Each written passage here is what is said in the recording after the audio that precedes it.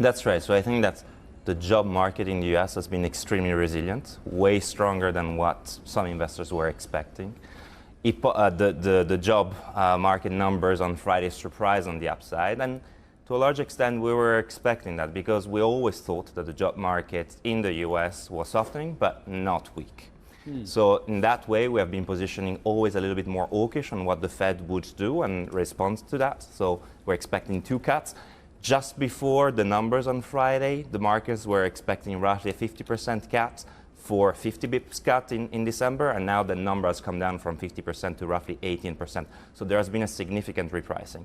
And that, I think, is consistent with what we're expecting from the US economy. Solid, still strong. I think 2025 will look a little bit different, and that's why we're talking about a landing, but more kind of like non-smooth and not soft landing, but more like a volatile one. Got it. But what does that mean for investing in US assets? I think we're still overall positive. So for instance, if we look at a relative trade, we have been more hawkish on US dollars. So from that perspective, we're more long US dollars and short the euros, because on the other side, I think Europe is looking weaker than what investors are currently discounting. Germany is the big name there, of course, in terms of manufacturing and growth. Entering into recession, I think that the market has not fully priced that yet.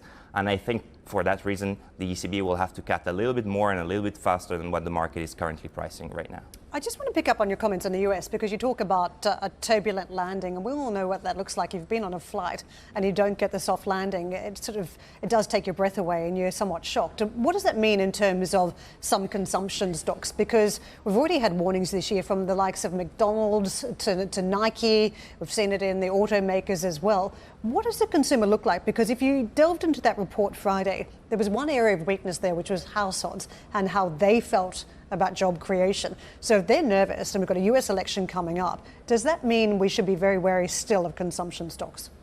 I think that there is that fear and that risk absolutely on the downside.